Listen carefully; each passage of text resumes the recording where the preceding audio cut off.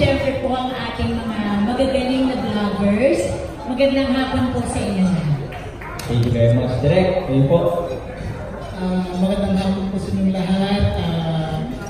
Sa movie friends, sa mga vloggers, thank you sa pagpunta at maraming salamat sa support.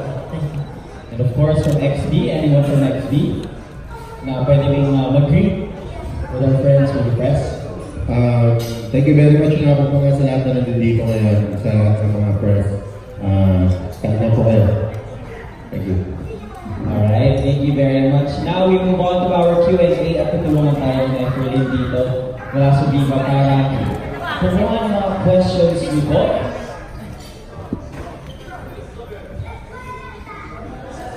So if you guys have any questions, pakitaas na po ang kamay nyo. Lalapitan po kayo ni Efrelin for your questions.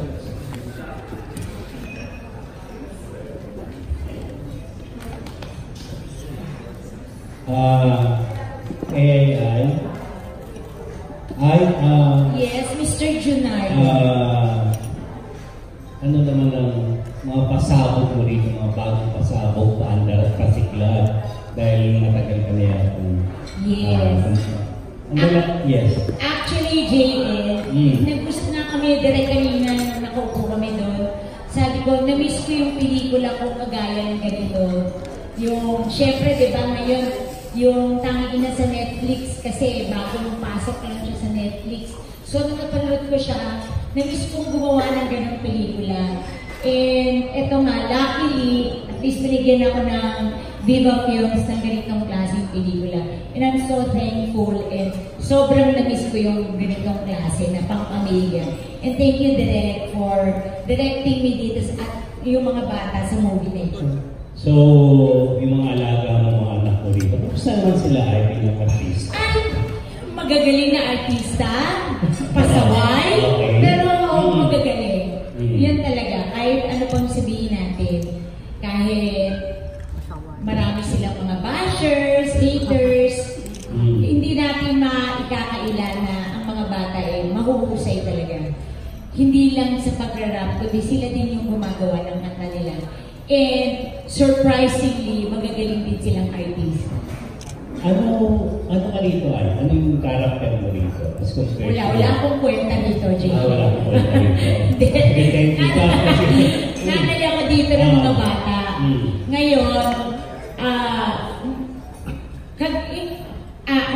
doon tangi ina, perfect na nanay ako doon eh.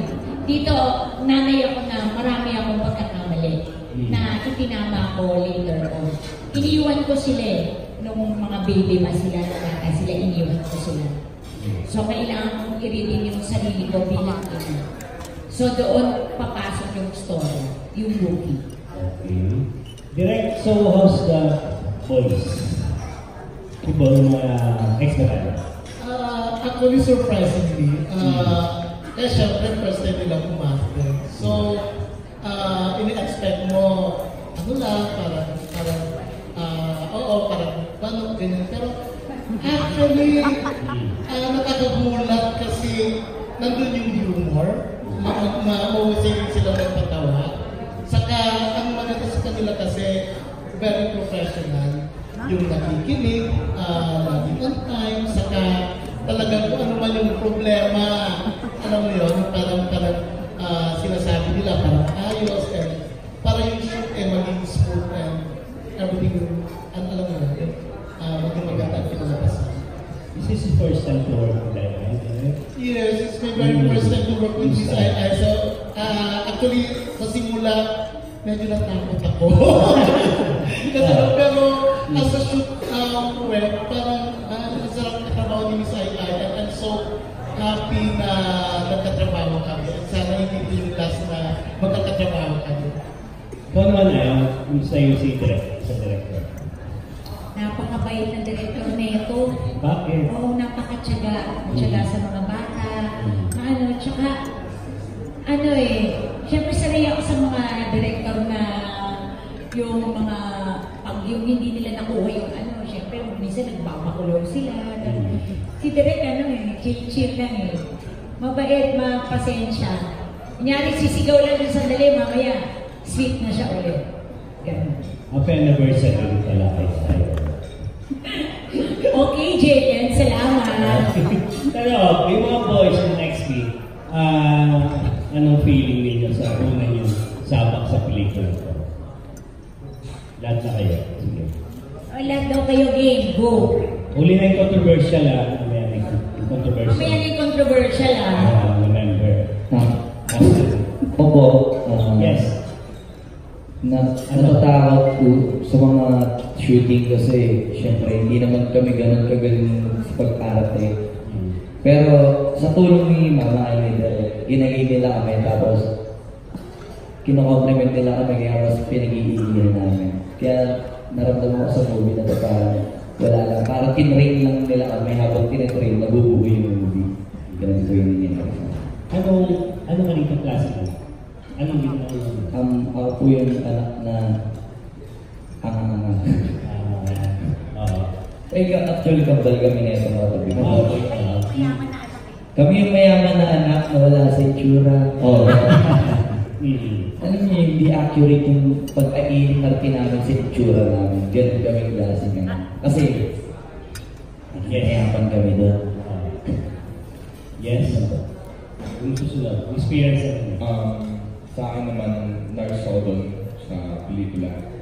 Tapos, si Baby James, si Brandon, kasama ko dun sa isang bahay.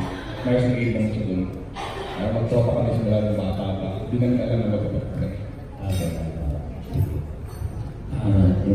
Ako naman po, ito ba yung kinasal?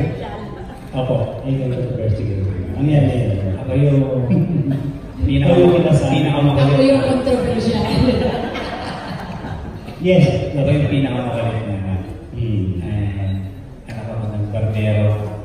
Mayroon lang din kami. But, yun nga. And speaking of yung feeling na naka-work sa mga kaya, overwhelming kasi siyempre, pamibigay ng Pilipinas. And siyempre si Derek. Kaiyak na. Ano ba yun na? Go. Okay, thank you. Ako naman, ako yung kawawa yung pinaka-hihirapan na, mahirap na anak, yung huling na hanap.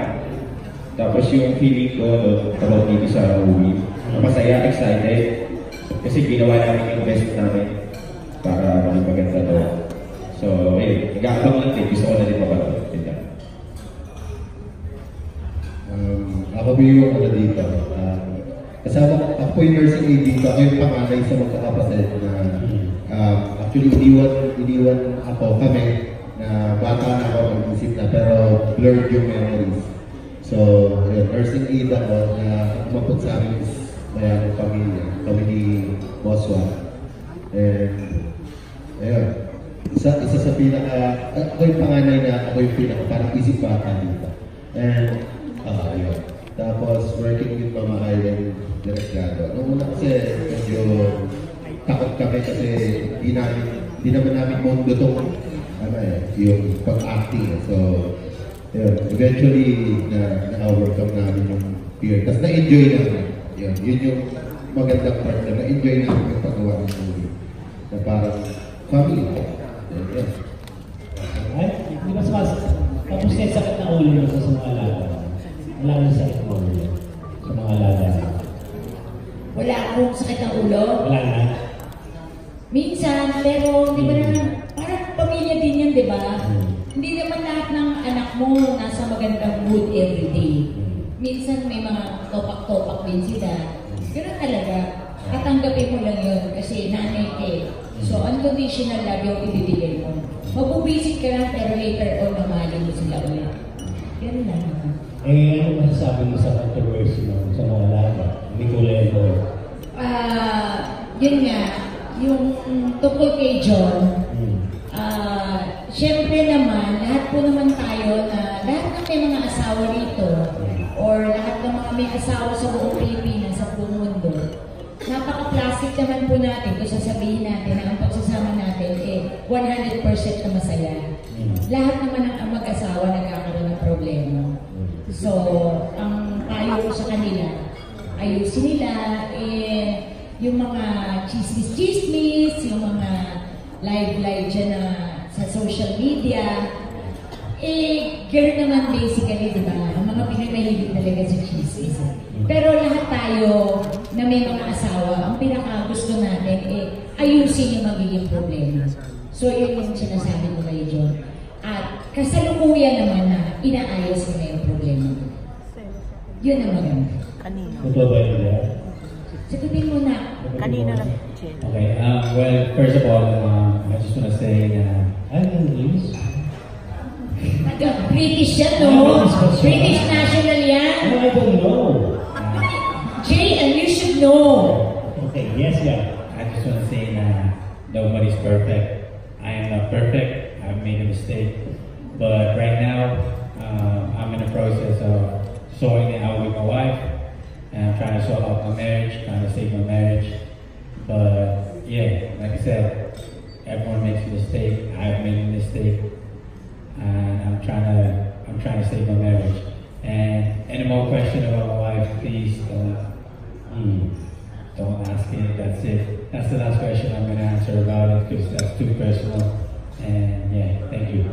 Okay, thank you, John, sa information. Okay, good luck. Hindi mo na, ito na kami ni Don. Hala, Don. Tanong ka. Don na may.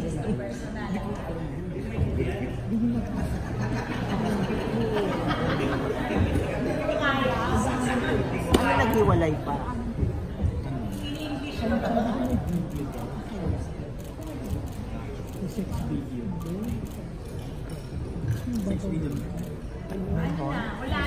Tumatagyan mo ako. Lumari. Mother's Day presentation ba to? Para, gagawin niyo bang Mother's Day presentation to? Labor Day. Labor Day. Parang advanced Mother's Day presentation. Kasi May 1, Labor Day, at saka papalo to siguro hanggang Mother's Day. Hopefully, and in God's grace. May 13 ba ang Mother's Day? Second Sunday. Aabot naman. Sa ano muna, sa mga anak-anakan mo. Kasi medyo mga 2 years na, no? Or more. More than 2 years na kayo magkakasama. Ano ang na-discover nyo sa isa't isa na nasa pangangalaga kayo ng nanay ay mo? Ano rin ang pagdugtong din? Ano rin ang mga nabago sa inyo? Actually, napakadami pong nagbago sa amin simula nung naging manager po namin si Mama Ay. Actually, hindi po talaga namin na-expect na magkakaroon kami ng ganito.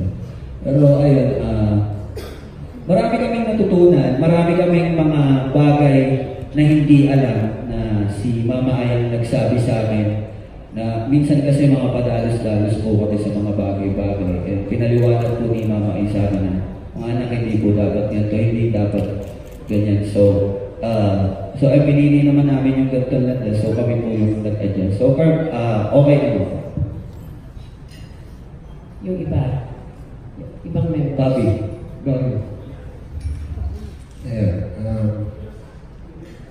Pagiging mama ng Mama Ay, ang dami namin natutunan actually, lalo na sa showbiz industry, na hindi naman talaga kami sanay dito. So, noong una talaga, pag may sinasabi siya, matigas yung ulo namin, salungat kami. We were doing things our way. So, ayun, nagkakaroon ng mga problema, nagkakaroon ng clash, nagkakaroon ng hindi pagkakaunawaan, nagkakasagutan.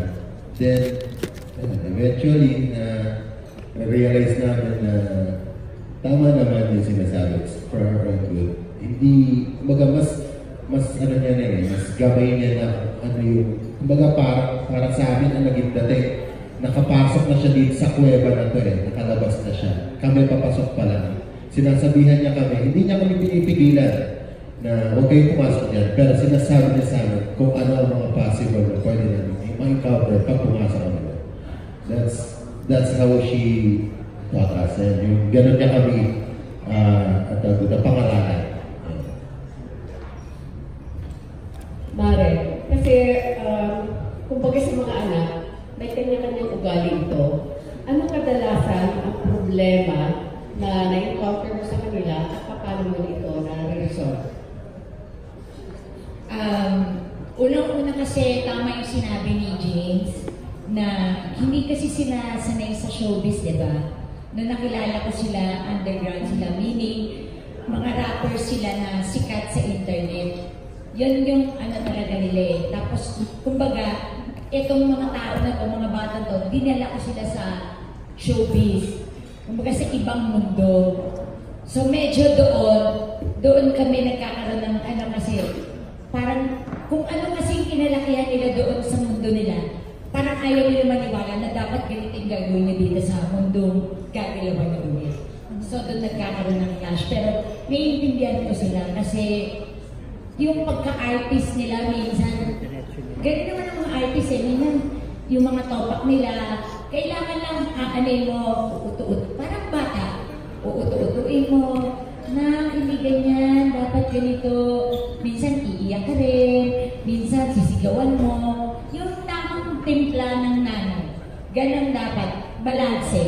Pero more of pag binibiro ko sila, minumura ko sa punyeta kayo talaga, ganyan. Nanay ang approach ko sa kanila eh. Yun din ang sabi ni Boss Vic eh. Parang bagay ako sa kanila ng manager eh. Parang sabi ni Boss Vic, walang babagay na manager sa kanila eh. Ikaw talaga ay kasi ang approach ko talaga, nanay. Mga lalaki pa itong mga to. So pag binira mo yan ng angasan din, magbanata ka niya mga yan kung lalaki. Tapos kung ano naman, kung medyo badi, syempre, mga brusko, baka mamaya, ma-open naman. Kaya tamang-tama yung pinta na nanay yung approach dito sa mga pokpokong alam. Thank you. Direk, hindi ba kayo nahihirapan? Walang problema kayo Marinay IC, yung mga bata. Kasi hindi sila mga artista. This is their first time to act. Hindi ba kayo nahihirapan sa dito? Feel ko lang ako. Actually po, tita, siyempre nung unang first shooting day, siyempre nagkakapaan, hindi mo alam kung paano ba sila i-handle. Pero as habang tumatagal, yung siguro dahil nasasaring na rin, kung yung day 1 siguro nakakatay take 10, ganyan. Sa mga parang hindi na, parang kabisado na nila, alam na nila. And one thing I love about them, yung kung minsan sila na yung nagsasuggest na pwede bang ito gawin natin, pwede bang gano'n. At ako parang mini-welcome ko yun kasi ibig sabihin nun, meron silang concern sa kwento at meron silang concern sa mga character nila. At yun ang nakakatuwa. So, ito parang, gaya ng sinabi nga ni Miss Ai, parang nung ginagawa namin ito, ang saya. Kasi para kami mga pamilya na, ayun, parang, chill lang talaga yung shoot. Na nung natapos na, parang, syempre parang may mga sipang dyan. So, yun. Ayun po. Tanong ka lang po kay Miss Ai, alam naman po natin yung success ng Tanging Ina. Dito po ako. Tanging Ina. May pressure po on your part na hindi man mahigitan, mapantayan man lang yung success ng Tanging Ina with this kind of movie. Alam mo, siguro nung araw meron pa. Pero ngayon nga, pag iniisip ko, parating ang prayer ko kay Lord, kung ano yung gusto niya, yun naman ang mangyayari. Remember, ang Tanging Ina 1 is signal number 3 ng pinalabas yun. Bagyo hindi 1, hindi 2. Signal number 3. And yet, nag-box office siya. Kaya naniniwala pa rin ako, I trust the Lord na kung ano yung plano niya para sa movie na to, yun yung mangyayari. Tapos, sabi niyo nga po, dumating sa point po ba na you wanna give up on this XP because parang hindi niyo kinaya yung kanilang naging problem with them. Dumating po ba sa point or pinursigin niyo po kasi naniniwala kayo sa talento niyo? Yes. Madalas gusto ko nang give up sa kanila. Pero parati kong iniisip na mga anak ko sila na hindi perfecto. Kasi lahat ng mga anak, kailangan gabayan. Tsaka yung mga pagkakamali nila, sinasabi ko muna para sa kapakanan nila. Kasi nangihinayang ako sa talent nila eh. Ayokong mapunta lang sa basura yung galing nila. Kaya tinitiis ko yung kung ano man yung mga pagkakamali nila. And in fairness sa mga bata, nagsusorry naman sila sa akin. Every time na nakakagawa sila ng pagkakamali. Sa XB naman, pagka ganun na may problem na si Miss Ai sa inyo, bilang mga anak niya, paano niyo siya kinokonsole? Paano niyo siya as a group, pupunta namin siya, uutuin. Parang nanay lang din kasi di ba, pag nanay mo nag-aagad siya, pag kailangan mo rin uutuin ng konti. I mean, pakakapasing ka ng chinelas, pero at the end of the day, nanay mo pa rin yun, so she'll forgive you. Okay, Direk, tanong ko rin po kasi this is the first time na acting sila, di ba? Dumaan po ba sila sa workshop? Or diretso ng acting sila dito sa movie? Dumaan sila sa workshop. So, ano yung workshop mo? Parang for sessions. So, yun, for the shoot. Yeah. Last na lang po, kay Miss Ai. Yun nga po, sabi niyo bilang ina nila at manager nila, pag dumating po ba sa point na may malaking problema yung bawat isa, paano niyo po sila tinutulungan o ginagawa yun?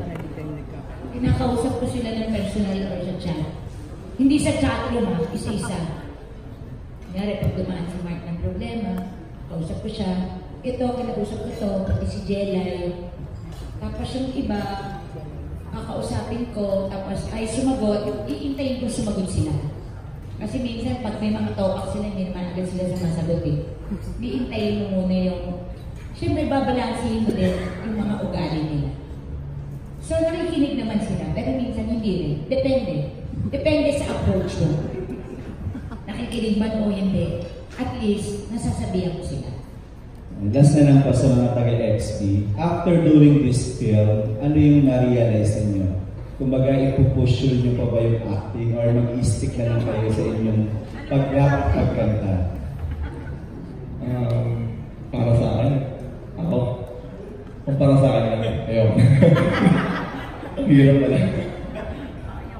Pero, ewan ko kung sa iba, ang gusto nila. So, basta ka lang ako. Ako naman, after matapos namin yun, naka-work ko naman yung buong mga kapatid ko, and after nun, naisip ko na we are built for this. I was joking. But yeah, kung bibigyan pa kami ng another chance na maka-work si Mama Ai, si Direk, and my brothers, we will do it again. I know. Kahit si Mark sinasabi niya ayaw niya, pero pag nalaman niya na may chance na maka-work ulit kami, alam ko po okay. Yung iba? Sa akin, okay lang din. Kung meron pa, sige, go. Pero gagawin ko lang to pag sila pa rin yung kasama ko, yung mga kapatid ko, si Mama Ai. Pwede mo dagdagan, pero ayaw mabawasan. Kasi, kaya ako naman gusto lang ng gusto. Wala namang masama sa ginagawa namin, kaya kahit pa ulit-ulit namin gawin to, okay lang. Kung masama ako, ay, unat-ulit na to. Pero, good deed naman to, kaya go lang. Anytime. Game. Brother! Yung iba po?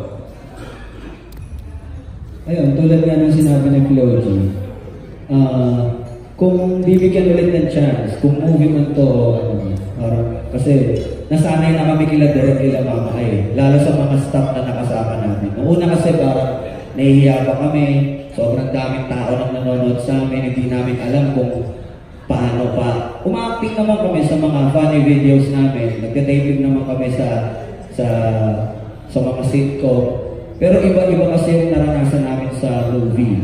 Habang dahan-dahan kaming china-challenge ni Direk sa camera, dahan-dahan din kaming natututo hanggang sa natuto na kami. So, nung una parang mag-pressure kami, taping na naman. Kasi hindi na naman namin alam paano na naman to. Baka mamaya magalit na naman si Direk.